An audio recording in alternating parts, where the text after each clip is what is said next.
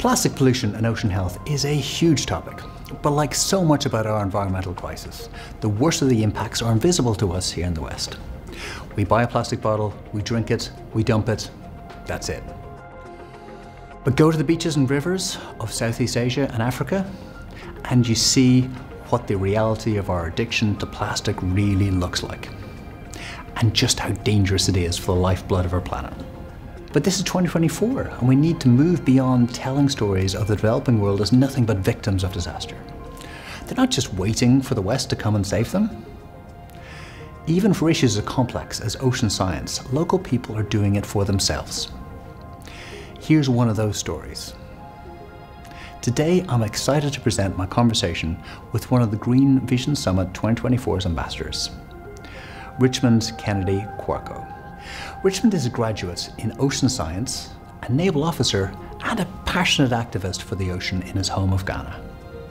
In 2018, he set up an NGO, Plastic Punch, to tackle this crisis by recruiting local communities to become cleanup teams, citizen scientists, and political voices. Today, he explains how to think about oceans, both globally and locally, what grassroots action looks like in West Africa, and how we can do better than just recycling. This is a voice worth listening to. So stay with us for another conversation on climate.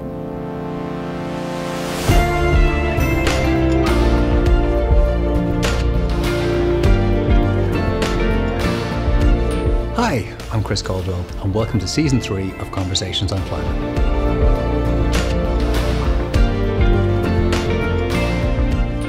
Okay, Richmond, thank you so much for taking the time to talk to us today. You have such an interesting and wide-ranging background as an environmental leader, naval officer, teacher, but there's one kind of unifying kind of concept that kind of comes and ties it all together, and it seems to be the ocean and a general kind of appreciation of the ocean. Have you always had a love for the ocean, and where did that come from? Yeah, that's a good question. Thanks. For this, Chris. I really like the first question already. With the ocean, really, I really give it to my parents. I grew up by the coast, by the beach, so it was something we're doing every weekend, taking the dogs to the beach, spending a lot of time in the beach, building sand castles, and very, very clean at the time when I was growing up. So that is really where my love for the ocean began. Always fascinated by these fisher folks taking their boats out there and then coming back with a lot of fish in the days. I thought it was really beautiful. And even those of us who helped to pull just the line of the fish, we get some fish to bring back home. So it was really nice to just go out every weekend with the dogs, with the family, have a nice family time, play on the beach, and then still get some fish to come home with for free, getting what the ocean, benefiting from the ocean resources. So really, pretty much, that's where the love for the ocean began. Over the years, of course, we know the situation now. Most of these beaches where I used to go growing up are no more. They've become a trash dump, and I felt there's the need to act. And that is how come Plastic Punch and all the efforts that we pull out in everyday work, trying to revert this menace for future generation to have a glimpse of the childhood that I had growing up in Ghana. Fantastic. And can you give us a little bit more about your own background then? How you, before we got on the Plastic Punch, like how you got to that point? Okay, great. So I studied over here in Ghana, really basic education, like everyone else.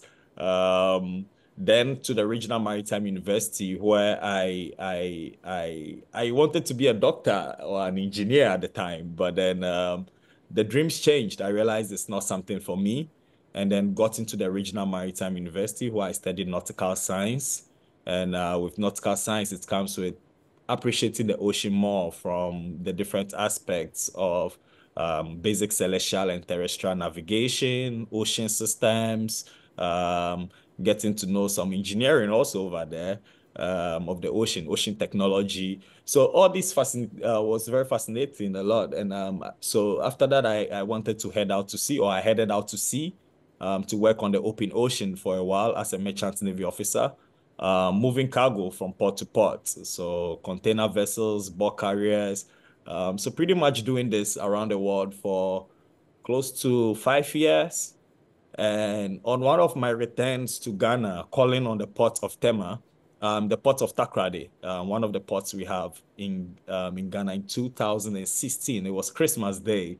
That is the day um, I saw the condition of our coastline again. I had been out for a bit, and I felt there was really the need to act. So I honorably called off or signed off my vessel, and I started this plastic punch journey.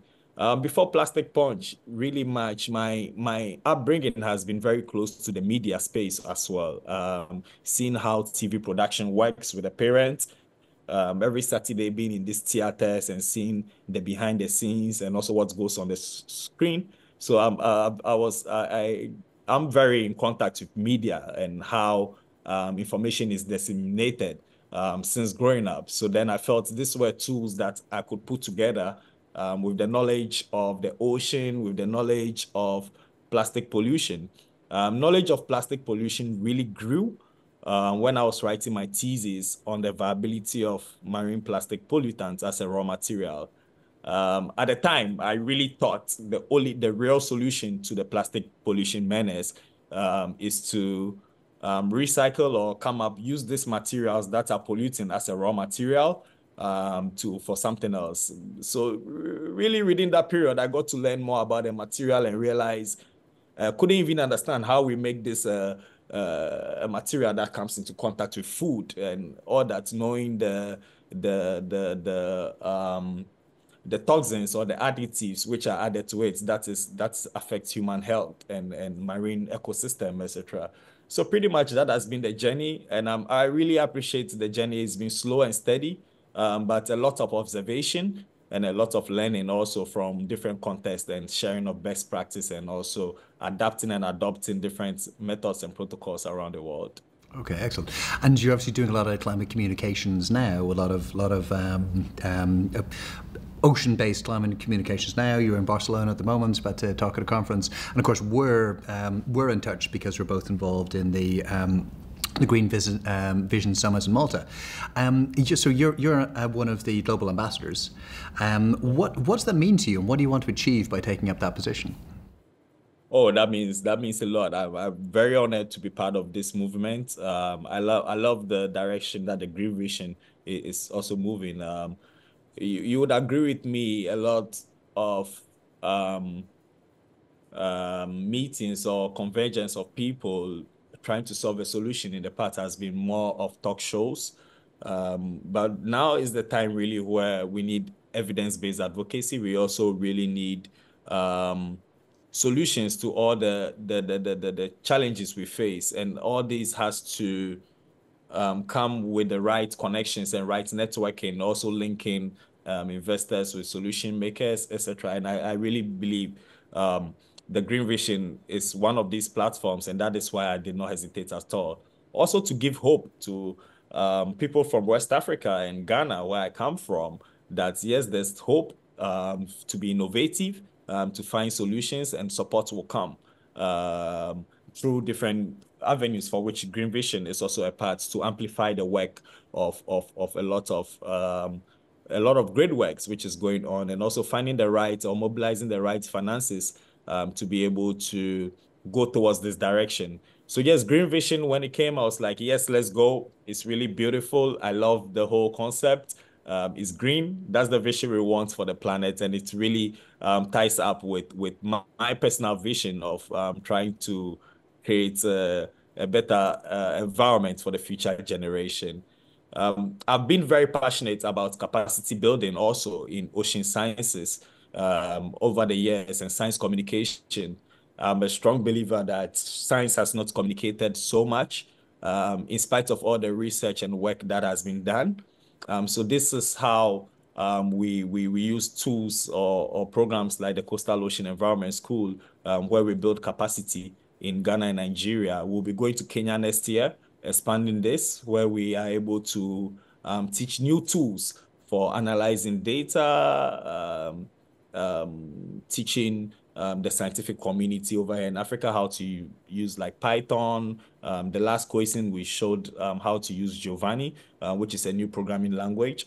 We go beyond that also to show different scientific protocols in biogeochemistry, in the uh, science and policy of plastics, in the fishery sector. So different tools, new innovative tools for us to be able to achieve that evidence-based advocacy regime for our governments to also listen to the real situation on the ground. So this really ties up with Green Vision really greatly. Green Vision is a nice movement. I really love the vision around it, bringing innovation and solutions to one place and to be able to propel these actions and results. So you've touched upon it a little bit before when you describing your background and your journey into this work. But could you give us a little bit more information on how climate and pollution have affected the coast of Ghana? Yes, certainly.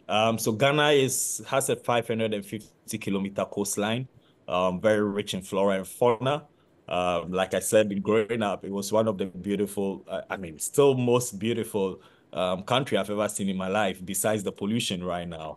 To give you an idea how horrible it is, the state of pollution is, according to the UN, there's going to be more plastics than fishes in the ocean if we do not change our how we behave in our consumerism and everything by 2050. Unfortunately, in Ghana, in some communities we serve and work, like in Pram, in Adan, they are already having these situations. And even Dansoman, where I grew up, we are already having these effects where fisher folks are catching only plastics rather than fishes, affecting their livelihoods, affecting their age-old livelihood of fishing, which about 70% of the whole coastline of Ghana depends on. That really is a big blow. Beyond affecting only humans, it's also affecting marine life. So Ghana is home to endangered species of turtles, and most of these turtles are ingesting most of these plastics as observed from our turtle monitoring sessions that we've had. Um, and turtles also play a very key role in the ocean ecosystem. So we are really losing this marine life because of this pollution. Also really much tied with how do I put this? It is very sad situation in Ghana because the plastic revolution just came less than 20 years ago. So 20 years ago, if you walk the beaches or coastlines of Ghana, it was as beautiful as it was some years ago. But then the material came to us without the right awareness, without the right infrastructure. And at the moment, it is really, really, really sad. Single-use consumption is really on the rise. The mindset has really shifted greatly and quickly. Growing up here, just an example is we were taking baskets to the market. We were taking our own bowls to go and get food when I was growing up. Now that is not the practice anymore, all because of this convenience that the single-use plastics comes with.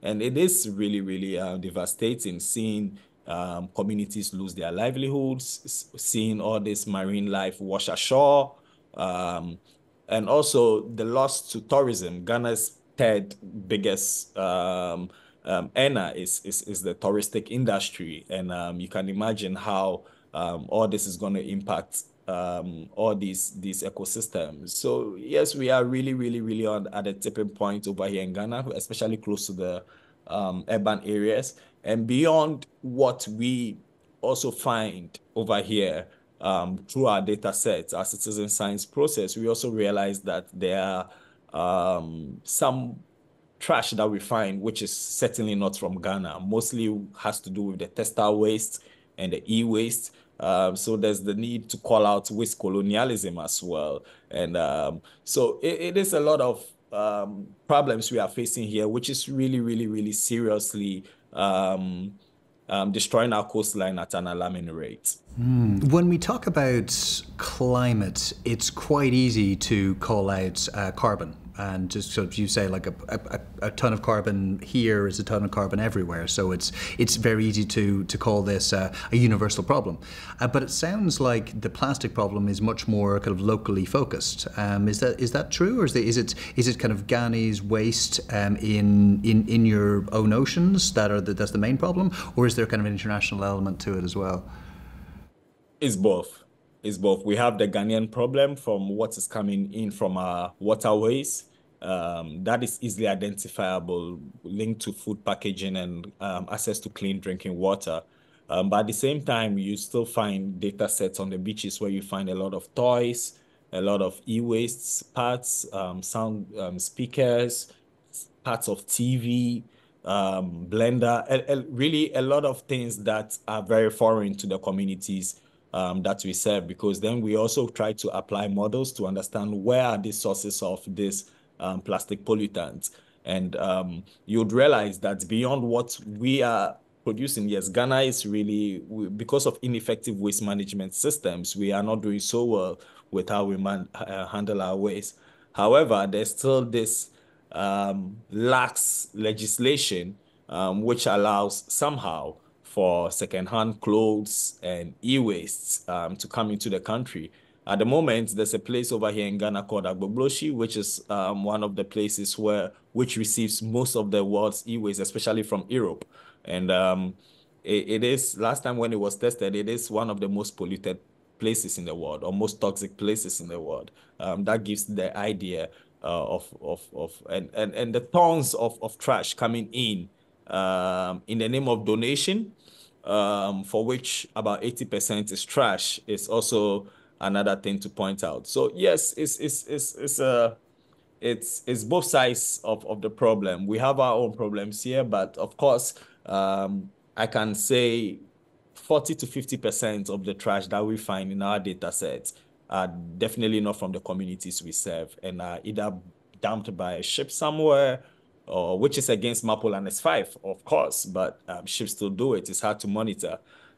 So yes, it's both sides, both sides of the coin in this case. Okay, but I was really glad to hear that there's an easy solution.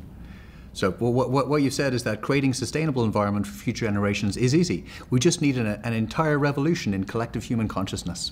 Brilliant. Exactly. Exactly. That's all we need to do. All we need to do. Simple.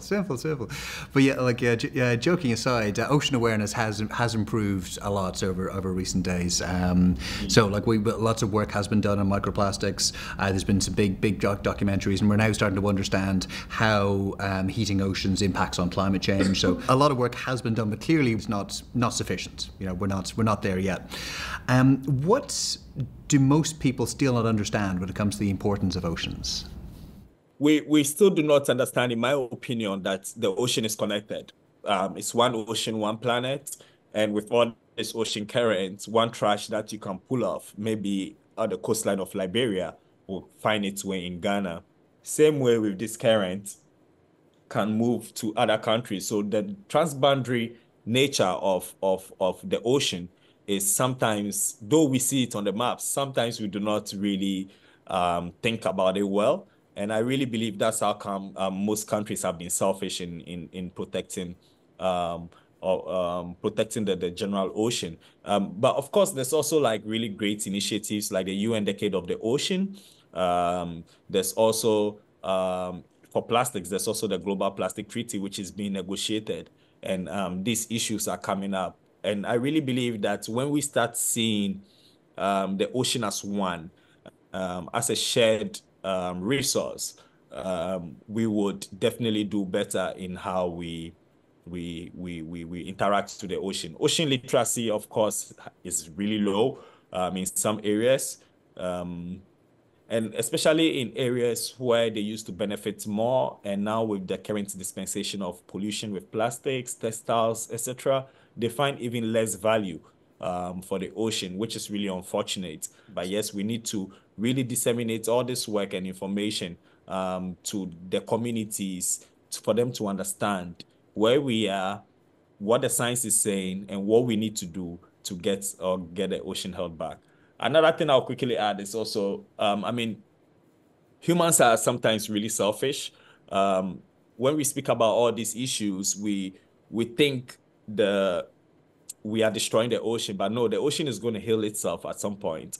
That the real question is, can we be able to stand when the ocean starts to heal itself from all these impacts that we are putting out there?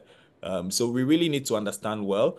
And I believe by starting to understand, it's already a big step in finding the real solutions. Yeah, absolutely. And is there kind of one message that you'd like everybody to understand? Just kind of say kind of one sentence or two sentences that would get into everybody's heads to kind of prompt people towards more action on oceans. I would say, and I always say this, that protecting our ocean makes sense in every language. And we all need to move towards that. Protecting our ocean makes sense in every language. Okay, and what do you mean by that? So protecting our ocean, whether you speak French or whether your native language is Spanish or Italian or Mandarin, Swahili, um, in all indigenous cultures, I've realized that there's always been that need there's always been that interaction with the ocean. Um, and with time, we kind of lost this indigenous knowledge or indigenous ways that we do things or interact with the ocean. If we could only go back to our language, our culture, our traditions as a people in every language possible, I believe we'll find that link that will kick us or push us to protect this ocean. And that is why I say protecting our ocean makes sense in every language. Great. So in 2018, you founded Plastic Punch, and kind of central to this initiative is the beach cleanup. Could you tell us, describe a kind of a typical beach cleanup day? So this is why we started the beach cleanups. We went for a turtle monitoring session, and out of the six turtles, we saw five of them were dead. We could not scientifically diagnose what the cause of death was, but when you look at the beach, we realized that there's a link with all the pollution and everything, with the plastic pollution, with some of the turtles physically entangled in plastics. So for our beach cleaners at Plastic Punch, we are really much aware that it is not a solution to the plastic pollution menace. So a typical beach cleanup, what we seek to achieve is one, to bring the community in contact with the problem. Because we clean on wild beaches, and what we mean by wild beaches are beaches where nobody lives, nobody has dumped trash there, and all the trash is coming in by the ocean currents. When the community is coming into contact with this, it really tickles a lot in the mind, realizing that, hey, nobody lives here, but we are finding all this trash over here. Now, with the process of a cleanup, we have like 300 to 600 people joining the cleanups. Those are the mega ones. And then for the community focus one, we have well over 30 to 60 community members joining every action. We incorporate what we call edutainment, a mixture of entertainment and education, because we really believe that to send a message and to understand the problem, it needs to be sent in different ways. So we have workshops, we have theater, we have videos which screen on TV, we have music, live music over there with the concept. There are games also with the concept. And then going to the collection itself, this is where we collect relevant data to support the SDG 14.1 reporting for the Republic of Ghana, which Ghana is the only country to be able to do this, to report this, thanks to our data sets. So we collect data on who is polluting and what is polluting. So the who is polluting data is ideally taking data on these companies and carrying out a brand audit to be able to understand what are the different brands polluting the beach. Now, with these data sets, we use these data sets to instigate for an extended producer responsibility regime over here in Ghana. And we are still speaking on it at the multi-stakeholder level. We have the support from the World Bank, the Ministry of Environment is part of it, and the Ghana Empire by the World Economic Forum is all part of this multi-stakeholder discussion. With this data sets on who is on what the different pollutants are, these ones are used. We use this data to be able to understand, to determine the recycling rate, one of the things we find in the community. We also are able to use these data sets to identify what the problematic plastics are. so that they can be banned and phased out. That is also a discussion which is on the very high level multi-stakeholder platform over here in Ghana. So those are the two things we do with the data sets. Most importantly, number three is we share the data with the Ghana Statistical Service and also with the municipality where we are working. And a success story from one of the municipalities we work in, Kuro in Nungwa, is since 2019, they've not had any issues of flooding. And this is because we went into the community, we realized there's so much PET bottles in their gutters and waterways. And then we link them to recyclers. Though we do not believe in recycling, for us, reduction is the best. You really need to reduce, emphasis on reduction, and then you do not need to manage. However, it's still part of the solution, recycling. So we link these guys, and since 2019, they've not had any issues of flooding. So that's how the beach cleanup looks like. People come in from all ages, very family-friendly events, a little bit of sports, a little bit of workshop, and a little bit of ways that by the time you leave that 5-hour event, you are able to understand or get more information on pollution, on how to segregate at home, and also to understand that you can be part of the solution to inspire sustainable lifestyle. So that's basically a beach cleanup, a plastic punch beach cleanup. Fantastic. Yeah, I love the two aspects of that with the education and engagement and the citizen science. But also, it seems like you've got, you're pulling out some very valuable data and very interesting data that, if it was better publicized, could be firing rockets under the polluters, the PET polluters. Is that data getting out into the world, like through social media or whatever? You say, well, for like this beach here, 40% of it was, say, from Coca-Cola bottles. What a disgrace that is! And are you getting any sort of action or traction from any kind of media, social media connections like that? So data is like a knife. I really love your question, Chris. Data is like a knife. It could be used for good and bad.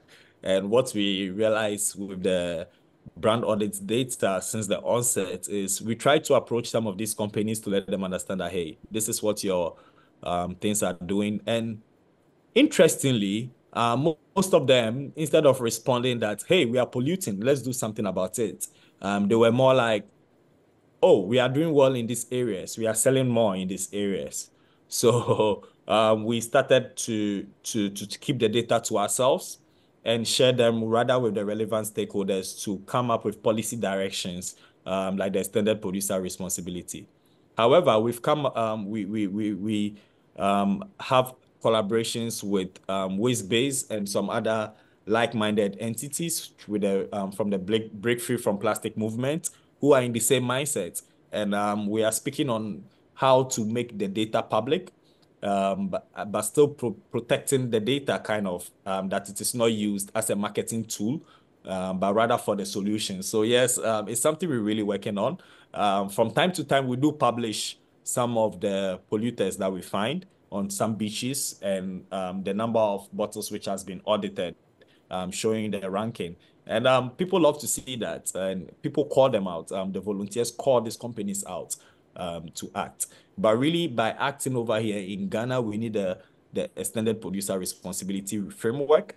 And this is what we've been instigating with these data sets all the while, so that all these companies, rather than having points to greenwash, will be more part of the solution than just talking and taking data to help their marketing needs. Yeah, no, that's really interesting. And just kind of sticking with policy for a minute, I've seen some fantastic before and after pictures. So one of the solutions, of course, is changes in policy. What has been the policy progress in Africa since you started in 2018? Whoa, yes, a lot has changed since we came here. So when we started, really much the focus was on recycling. So we had to use the first 2 years to prove that it cannot work, especially in a country like Ghana. It could work, but when the collection systems are not built, the waste management system is not effective, then you cannot promote recycling as an option. So when we came at Plastic Punch, we really came with a mindset with the emphasis on reduction. And a lot of people have bought into this concept since we came. That is the volunteers and the punchers, we call them, the citizenry. However, for the policy direction on the full scale, um, the fact we are already talking about banning some of these plastics is big progress. We were not having these discussions 5 years ago. The government only threats or give threats of banning. However, since plastic punch, we are now using a very evidence-based way to talk about these issues. It's not all about speculation anymore. It's really factual that this is what is happening in these communities and that and that and that. And let's look at this data and define what's problematic is. Let's ban this. Also, for the extended producer responsibility regime, it has really cut. I know Nigeria also wants to start that now. We got some calls from them. Their Ghana MPAP, they wanted to get some best practice. Though we don't have ours in policy yet, we are getting calls from other countries and helping or supporting other countries in how an extended producer responsibility will look like or should look like in their own countries, respective countries. Beyond this, we are very excited also that there's the global plastic treaty negotiations ongoing, for which Ghana is playing a key role. And of course, we also called for that and for that our government to be part. So we are really thankful to the government of Ghana for taking a lead role in Africa in these issues of plastic pollution and coming up with a policy direction. I know they are working a lot. Ghana especially is working a lot on transboundary pollutants. And there are also discussions on a universal EPR system. That's going to be very hard to negotiate, but it's still going to, I really believe that it is needed, looking at the transboundary nature of these pollutants that we are speaking about. So all in all, yes, there's been some positives. There's been also some investment towards alternative packaging, or there's been more you start seeing the shift towards alternative packaging, which is something we also do or invest in at Plastic Punch. And also, we recently launched a water solution for an example where people come with reusable bottles and do not have to buy all the sachet and bottles that they get here. And interestingly, people are using the in-super machine. That really tells that people are really aware now. And we also get that pressure from people onto the government that hopefully they'll start including in their manifestos and things like this to convince us to vote for them. So it's people power and trying to give more power to the people, let the people understand the power that they have the purchasing power. We have the purchasing power. If we do not buy these products, they'll stop manufacturing them. And that is the mindset. And I really believe the movement is growing. It's been growing all these last years, and it can only get stronger and stronger. That's great. It's really exciting. Before I move on, I'd like to kind of go back a little bit. You've mentioned a couple of times that you're no fan of recycling. Is that, and you mentioned that a part of the issue is infrastructure, just lack of infrastructure. Well, there's plenty of parts of the world where there is lots of infrastructure, but recycling doesn't particularly work particularly well either. What's your overall view of recycling as a solution to plastics? I think recycling is very energy intensive. It is really a great tool for greenwashing. As evidenced in Ghana, there was a report on Bloomberg on some of the companies over here trying to recycle, and it's just clear greenwashing. And it is a very powerful greenwashing tool, energy intensive, and in the end, it is not even it is not as effective as it is promoted to be. So the different types of recycling, let's say something like pyrolysis, changing these plastics to fuel. One, can you get a feedstock? Two, are we sure we can contain these gases if we run an environmental impact assessment? Are we polluting the environment more, or we are actually doing something good in transforming these plastics? These are the questions that for if you go to the mechanical recycling side, where they do like washing and crushing and pelletizing, they leach a lot of microplastics into the environment. We are still not solving any problem in the end. We go to solutions like people making bricks. Okay, it's cool. You have bricks, cheap building material, but then when this is exposed to the environment, sunshine, rain, we are going to be leaching microplastics again. So then in the end, we are really chasing ourselves in the whole, we are chasing our own tail, and in a very expensive way.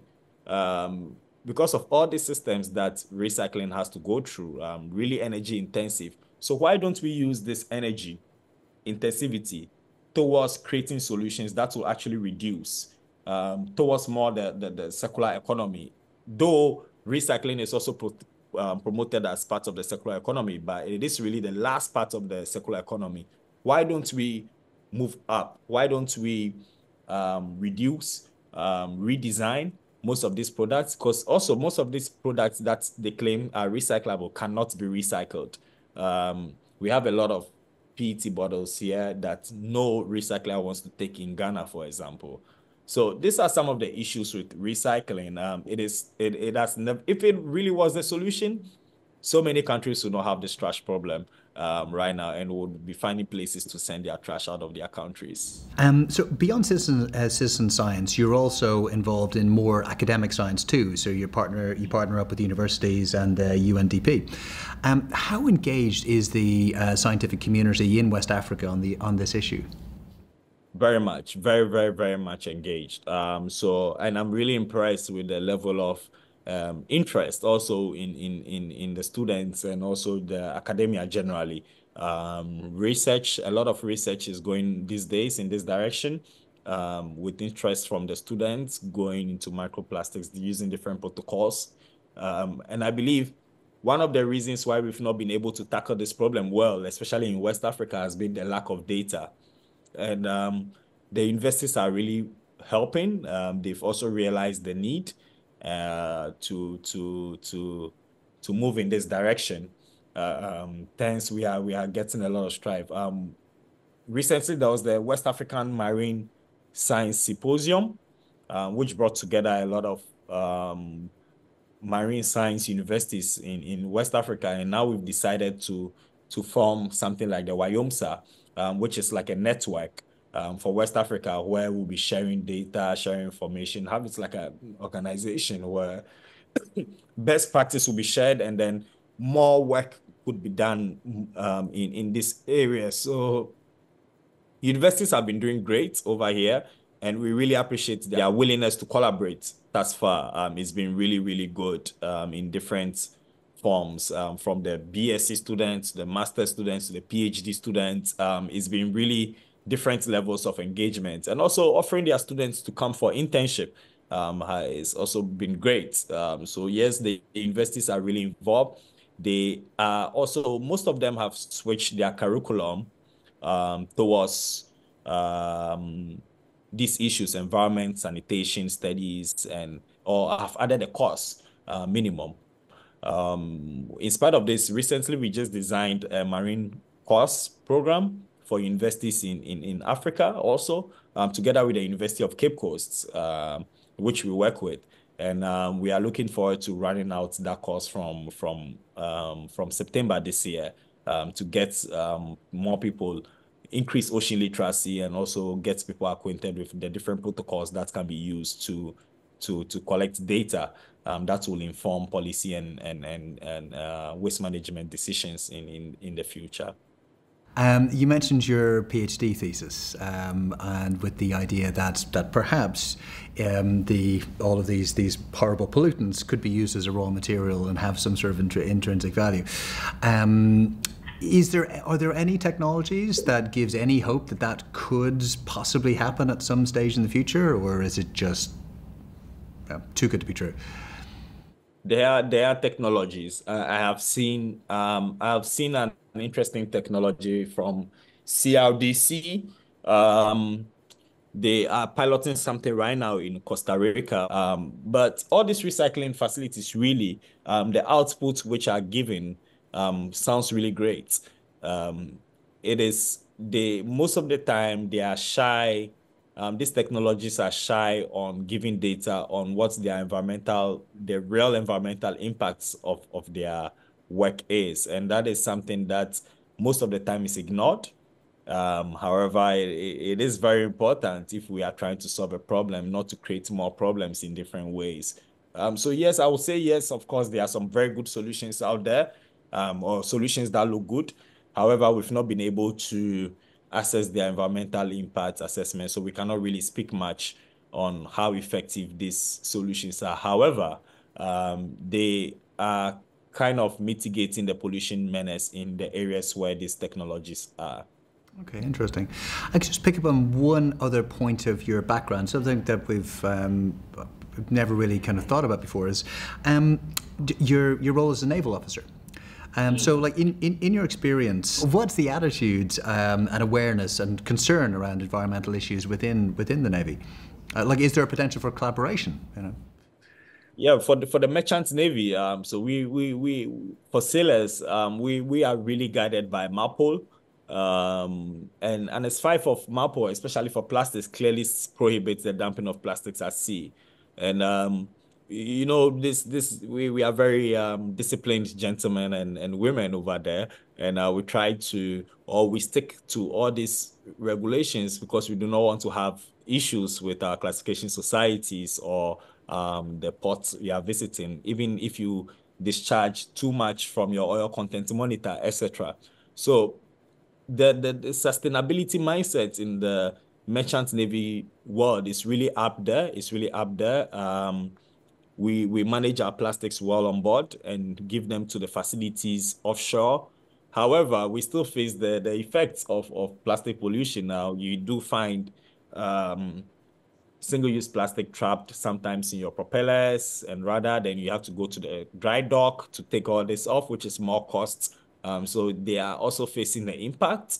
But there's much also to do. So with the merchant vessels, which I was on, there's this education there. However, I cannot guarantee that for, say, fishing vessels, for example, where they just go out to get fish. Nobody really knows what they do, whether they actually follow all these regulations which are set out. And I really doubt they do follow all these regulations. So we really need to create an equal playing field um, in this field, in this direction. Also, you know, it's very difficult to monitor anything on the ocean because some things you can monitor for the merchant vessels and most things you can monitor. But for the smaller crafts, smaller vessels, we need a way to bring this audience on board sustainability and protecting our oceans more because they really you would agree with me, they only care about their catch and sometimes even catch fingerlings and are also aware that they are not supposed to catch certain sizes of fishes, but they don't care. And so there's a lot of things, distraction going on in that side of fishing with the illegal, unreported fishing and all that. So in the merchant navy world, I would say the gentlemen really go and women over there really go by the rules and regulations because that is what is set out. Otherwise, you have issues from your monitors, and nobody wants to have that paying hefty fines. So we try to really abide really well by these things, and then it becomes like a culture on every ship. But as Riley stated, there's a lot of work that we need to do to all the smaller crafts and fishing vessels and other small commercial activity ocean-going crafts. Right. Well, this has been like a really great eye-opening conversation. I could just finish off by asking you to give kind of 2 messages. First off, what do Ghana's sea turtles and its coastal communities in general need from the global north? And second, what can the world learn from your experience and perspective as a young Ghanaian activist so we can all take better care of our waters? Very good questions, Chris. So turtles play a very important role in the ocean system. They are also one of the smartest creatures I've ever seen because they have this sense of GPS where they lay eggs at the same spots where they were birthed or hatched. And that is how come all these turtles coming to Ghana will keep coming here and finding this place as their home. So there's the need to create a safe haven for these turtles to come and lay their eggs so that they can go around the world, do all they have to do in the ocean, and come back and lay more eggs. We cannot lose this biodiversity. They are so beautiful. If you've not seen a sea turtle before, try and go for a monitoring session during the peak time. and you will change your mind on these sea creatures.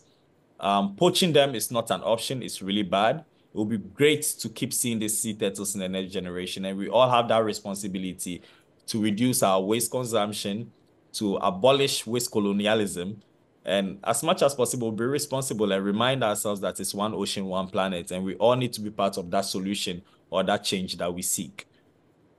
I believe and think we should really involve the communities in these issues and the solution finding process. That way we are able to get a better understanding. We are able to get the communities also more involved. And without involving the communities, really, we can never create a solution. Community is power. The people are the power, and we need to get this message to them. We need to empower them in every way, provide alternative livelihoods for them, yes. But it really starts with the ocean literacy. If we are aware, or if these communities are aware of the ongoing situations, naturally they will change their behavior towards some of these things. Some communities where we work, they were when the fisher folks find these sea turtles in their nets, going back to sea turtles, they used to poach them, though it's against the regulations of Ghana. But with ocean literacy, awareness, raising awareness, they release it back into the ocean now. So really, we need to have that bottom up and up to the bottom approach. And really, with a lot of emphasis on the bottom up approach, we need to listen to these communities. We need to understand what they are going through, because most of the time we do not understand. We assume to understand. And also we push a lot of blame on these communities when most of this trash in some areas we work is not even from these communities who have been affected. They were washed by the ocean currents from another community. So really, by understanding the communities which we serve is a very, very, very, very strong way to stir change, and also involving the right authorities or the people in charge of these issues to be part of the solution. We cannot shy away from putting them in charge or bringing them as part of the solution. They need to be there. They need to work with the communities. And really, I believe this is the way. Education, the power of media, the power of entertainment and education in sending and disseminating these issues. And like I already said, understanding the problem is already starting to solve it. And that is what we need to do more with all these communities that we serve. Brilliant. Well, that's a great way of finishing up. And as you say, this makes sense in every single language. So thanks so much, Richmond, for your time. It's been a great conversation. Thank you very much, Chris. It's been great talking to you. And nice meeting you too. You too. Yeah, I look forward to seeing you in Malta. Thank you very much for joining us on that conversation. We hope that you enjoyed it. We hope that you learned something. If you did enjoy it, please feel free to leave a 5-star review and to subscribe to any of our channels, and we'll be sure to keep you updated on future productions.